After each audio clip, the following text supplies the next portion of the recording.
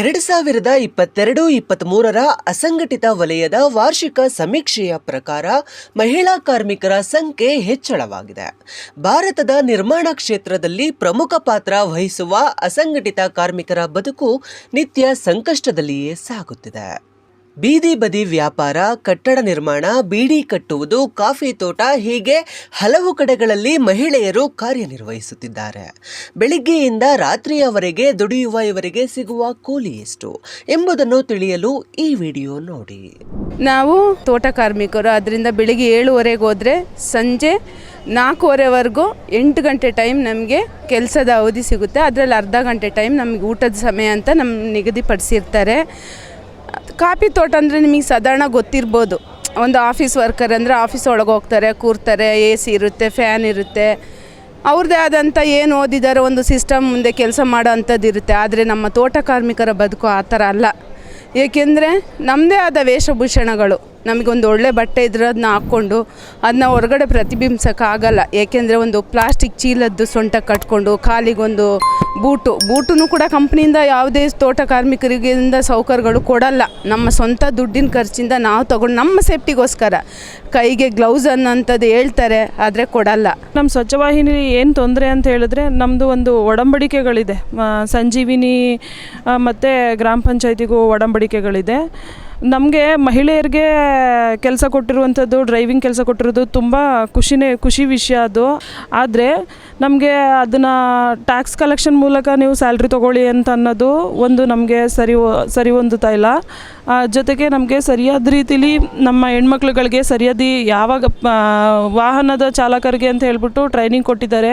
Training ಕೊಟ್ಟಿದ್ರೂ ಕೂಡ ಅದು ಕೆಲಸ ಸರಿಯಾಗಿ ಕೊಡ್ತಾ ಇಲ್ಲ ಗ್ರಾಮ ಪಂಚಾಯತಿಗಳಲ್ಲಿ. ಜೊತೆಗೆ ಒಡಂಬಡಿಕೆ ಮಾಡ್ಕೋಬೇಕು ಅಂತ ಹೇಳ್ತಾರೆ. ಕೆಲವೊಂದು ಕಡೆ ಒಡಂಬಡಿಕೆಗಳು ರದ್ದಾಗಿದೆ.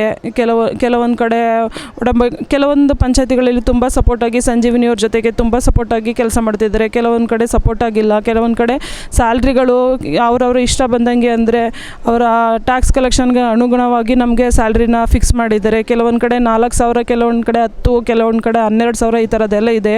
ಇದೆಲ್ಲನೂ ಕೂಡ ನಮಗೆ ಆಗಬಾರ್ದು. ಎಲ್ಲರಿಗೂ ಒಂದೇ ರೀತಿಯ ವೇತನ ನಿಗದಿ ಆಗಬೇಕು, ಒಡಂಬಡಿಕೆಗಳು ರದ್ದಾಗಬೇಕು, ನಮ್ಮನ್ನು ಕೂಡ ಗ್ರಾಮ ಪಂಚಾಯತಿ ನೌಕರರಾಗಿ ಪರಿಗಣಿಸಬೇಕು. ಬೀಡಿ ನಮ್ಮ ಗ್ರಾಮೀಣ ಪ್ರದೇಶದ ಒಂದು ಜೀವನಾಡಿ ಅಂತೇಳಿ ಹೇಳ್ಬೋದು. ಅಂದರೆ ಗ್ರಾಮೀಣ ಪ್ರದೇಶದ ಮಹಿಳೆಯರಿಗೆ ಬೀಡಿ ಒಂದು ಬದುಕು ಕೊಟ್ಟಿದೆ, ಸ್ವಾಭಿಮಾನದ ಬದುಕು ಕೊಟ್ಟಿದೆ.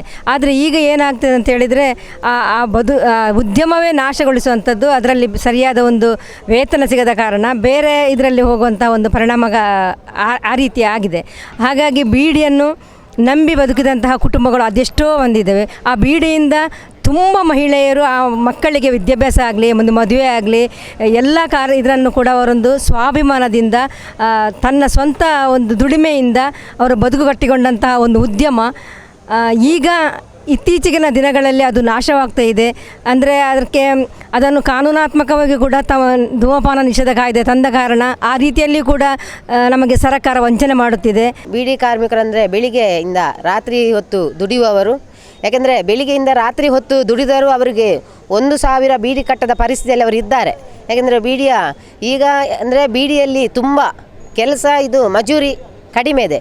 ಒಂದು ಸರ್ಕಾರ ಈಗ ಒಂದು ಘೋಷಣೆ ಮಾಡಿದ ಮಜೂರಿಯನ್ನು ಕೂಡ 1,000 ಬೀಡಿಗೆ 301 ರೂಪಾಯಿ ಕೊಡಬೇಕಂದ್ರೆ ಸರ್ಕಾರ ಘೋಷಣೆ ಮಾಡಿದ್ರು ಕೂಡ ಆ ಮಜೂರಿಯನ್ನು ಈಗ ಈ ಮಾಲಕರು ಅದನ್ನು ಕೊಡದೆ 17 ರೂಪಾಯಿ ಕಡಿಮೆ ಕೊಟ್ಟು 1,000 ಬೀಡಿಗೆ 284 ರೂಪಾಯಿ ಅಂತ ಹೇಳಿ ಅದರಲ್ಲಿ ಕೂಡ 17 ರೂಪಾಯಿ ಕಡಿಮೆ ಕೊಟ್ಟು 1,000 ಬೀಡಿಯಲ್ಲಿ 284, ಅದರಲ್ಲಿ PF ಎಲ್ಲ ಹೋಗಿ 256 ಅಂತ ಹೇಳ್ತಾರೆ. ಅದರಲ್ಲಿ ಕೂಡ ಮಾಲಕರು ಆ ಮಜೂರಿಯನ್ನು ಕೊಡದೆ ಕಾರ್ಮಿಕರನ್ನು ಸತಾಯಿಸುತ್ತಿರುವುದು ಒಂದು ಖೇದಕರ ಸಂಗತಿಯಾಗಿದೆ. ಯಾಕೆಂದರೆ ಗ್ರಾಮೀಣ ಪ್ರದೇಶದಲ್ಲಿ ಕೆಲಸ ಮಾಡುವಂಥ ಜನ ಆ ಮಜೂರಿಯನ್ನು ಬೆಳಿಗ್ಗೆಯಿಂದ ಇಡೀ ರಾತ್ರಿ 1,000 ಬೀಡಿ ಕಟ್ಟದಾಗದೆ ಆ ಮಜೂರಿಯಲ್ಲಿ ತೀರಾ ಕಡಿಮೆ ರೀತಿಯ ಮಜೂರಿಯಲ್ಲಿ ಕೆಲಸ ಮಾಡ್ತಿದ್ದಾರೆ. ಅದನ್ನು ಕೂಡ ನಮ್ಮ ಈ ಮಾಲಕ ವರ್ಗ ಅದನ್ನು ಶೋಷಣೆಯನ್ನು ಮಾಡ್ತಾ ಇದೆ. ಏಕೆಂದರೆ ಹಸಿರು ಮಜೂರಿ ಕೊಡಬೇಕಾದ್ರೂ ಕೆಳಮಟ್ಟದ ಒಂದು ಕೌಂಟರ್ದಾರರು ಅದನ್ನು ಅರ್ಧ ರೀತಿ, ಯಾಕೆಂದರೆ 284 ಕೊಡಬೇಕಾದಲ್ಲಿ 250 ಕೊಡಬೇಕಾದಲ್ಲಿ 230 ರೂಪಾಯಿ 235 ಕೊಟ್ಟು ಕಾರ್ಮಿಕರನ್ನು ಶೋಷಣೆ ಮಾಡ್ತಾ ಇದ್ದಾರೆ. ಯಾಕೆಂದರೆ ಅವರು 1,000 1 ಲಕ್ಷ ಬೀಡಿ ಕಟ್ಟಿದರೆ 4,000 ರೂಪಾಯಿ ಸಿಕ್ಕಬೇಕಾದ್ರೆ ಕೂಡ ಅದನ್ನು ಎಂತ ಮಾಡ್ತಾರೆ ಅಂದರೆ 3,000 3,000 3,500ವನ್ನು ಈ ಬೋನಸನ್ನು ಕೊಟ್ಟು ಕೂಡ ಮಾಲಕರು ಕಾರ್ಮಿಕರನ್ನು ಶೋಷಣೆ ಮಾಡುತ್ತಿದ್ದಾರೆ. ಯಾಕೆಂದರೆ ಈ ಬೀಡಿಯ ಮಜೂರಿ ಸಾಕಾಗ್ತಿಲ್ಲ. ನಾನು ಕಟ್ಟ ಗಾರೆ ಕೆಲಸಕ್ಕೆ ಹೋಗುತ್ತೀವಿ. ನಾವು ಮುಂಜಾನೆ ಬೆಳಗ್ಗೆ ಎದ್ದ ಕೂಡಲೇ 9:30ಗೆ ಅಂದರೆ ಕೆಲಸಕ್ಕೆ ಹೋಗ್ತೀವಿ. ಅಲ್ಲಿ ಕೆಲಸ ಅಂದ್ರೆ ಎಲ್ಲ ನಾವು ಮಾಡಬೇಕಾಗ್ತೈತಿ. ಉಸುಕ ಚಾಲಿಸೋದು ಮತ್ತು ಅದು ಇಟ್ಟಂಗಿ ಕೊಡೋದು ಎಲ್ಲ ಮಾಡ್ತೀವಿ. ಅಲ್ಲಿ ಆದ್ರೆ ಹೋದ್ಮೇಲೆ ಸರಿಯಾಗಿ ಬಾತ್ರೂಮ್ ಇರೋದಿಲ್ಲ. ಅಂದರೆ ಹಳ್ಳಿ ಒಳಗೂ ಆಗ್ತೈತಿ, ಸಿಟಿ ಒಳಗೂ ಆಗುತ್ತೆ. ಬಾತ್ರೂಮ್ ಇರೋದಿಲ್ಲ, ಎಲ್ಲಿದ್ರೂ ಹೊರಗೆ ಹೋಗ್ಬೇಕಾಗ್ತೈತಿ. ಮತ್ತು ನಮಗೆ ಇಡೀ ದಿನ ಅಂದರೆ ಗಂಡಸರು ಕೆಲಸ ಮಾಡೋದು ಹೆಚ್ಚಾಗಿ ಅಂದರೆ ಜೆಂಟ್ಸ್ಗೆ ಭಾಳ ಪಗಾರ ಕೊಡಬೇಕಾಗ್ತೈತೆ ಅಂತ ಹೇಳಿ ಹೆಣ್ಸರು ಕರ್ಸಿಂದ ತುಂಬ ಕೆಲಸ ಮಾಡಿಸ್ಕೋತಾರೆ. ಅಂದ್ರೆ ಅವ್ರಿಗೆ ಕೊಡೋದು ದುಡ್ಡಿನ ಪಗಾರನಲ್ಲಿ ನಮ್ಮ ಕಡೆಯಿಂದ ಸಣ್ಣ ಅಂದರೆ ನಮಗೆ ಕೊಡೋದು ಎಷ್ಟೋ 300 ರೂಪಾಯಿದಾಗಲಿ ಜಾಸ್ತಿ ಪೇಮೆಂಟ್ ಇರೋದು ಕೆಲಸ ನಮ್ಮ ಕಡೆಯಿಂದ ಮಾಡಿಸ್ಕೋತಾರೆ. ಈಗ ಏನಾಗಿದೆ ಅಂದರೆ ಈಗ ಒಂದು 4-5 ವರ್ಷದಿಂದ ಕಾಡಾನೆಗಳೆಲ್ಲ ಬಂದು ನಮ್ಮ ತೋಟ ಕಾರ್ಮಿಕರ ಮೇಲೇ ದಾಳಿ ಮಾಡ್ತಾ ಇರೋದು ಹೆಚ್ಚು. ಅದರಲ್ಲೂ ಹಾಸನ ಜಿಲ್ಲೆ ಅಂತ ತಗೊಂಡ್ರೆ ಬೇಕಾದಷ್ಟಿದೆ, ಆಯಿತಾ.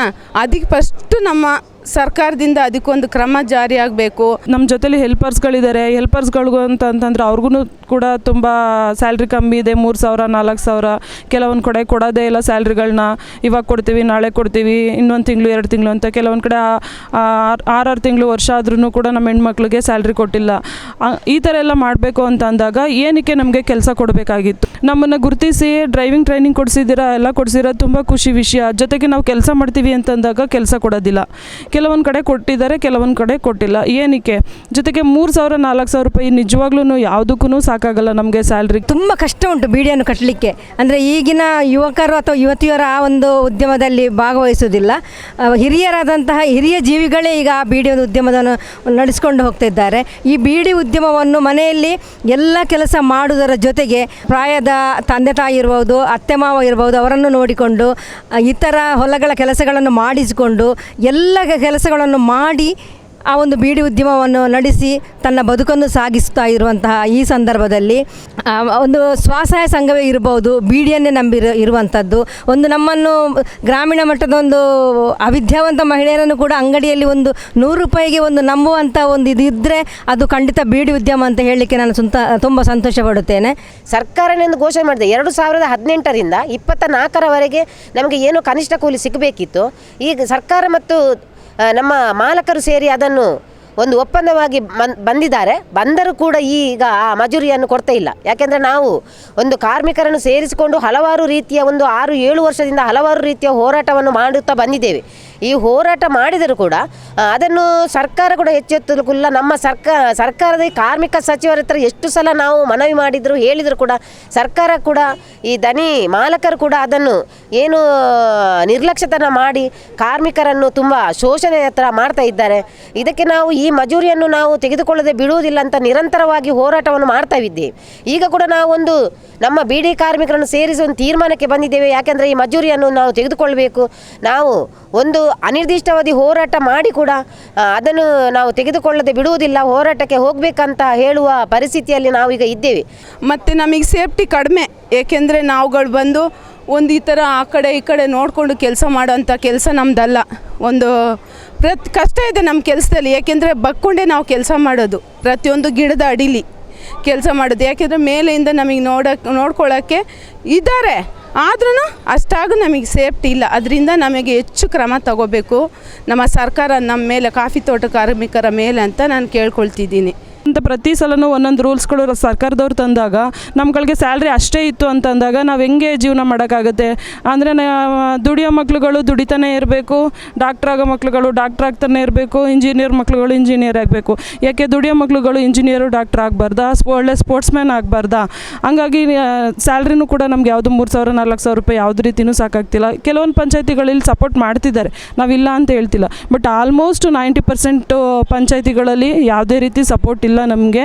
ಹಂಗಾಗಿ ದಯವಿಟ್ಟು ಇದೊಂದು ಸರ್ಕಾರಕ್ಕೆ ಗಮನ ಏನು ಅಂತ ಹೇಳಿದ್ರೆ ನಮಗೆಲ್ಲರಿಗೂ ಒಂದೇ ರೀತಿ ವೇತನ ಆಗಬೇಕು. ನಮ್ಮನ್ನು ಕೂಡ ಗ್ರಾಮ ಪಂಚಾಯತಿ ನೌಕರರಾಗಿ ಪರಿಗಣಿಸಬೇಕು. ಸರಿಯಾಗಿ ಶೌಚಾಲಯ ಇರೋದಿಲ್ಲ ಮತ್ತು ಮುಟ್ಟಿನ 4 ದಿನ ನಮಗೆ ಸಮಸ್ಯೆ ಆದರೆ ಆದ ಸಮಸ್ಯೆ ಟೈಮ್ ಒಳಗೆ ರಜೆ ಕೊಡ್ರಿ ಅಂದರೆ ಕೊಡೋದಿಲ್ಲ. ನೀವು ಇಲ್ಲೇ ಬರಲೇಬೇಕು, ಕೆಲಸ ಮಾಡಲೇಬೇಕು, ನೀವು ಹಿಂಗೆ ಕೇಳಿದರೆ ಮತ್ತು ಬೇರೆ ನೀವು ಹೋಗ್ರಿ ನಾವು ಬೇರೆದವ್ರಿಗೆ ಕರ್ಕೋತೀವಿ ಆ ಥರ ಏನಾದ್ರೆ ಅಂತ ಇರ್ತಾರೆ.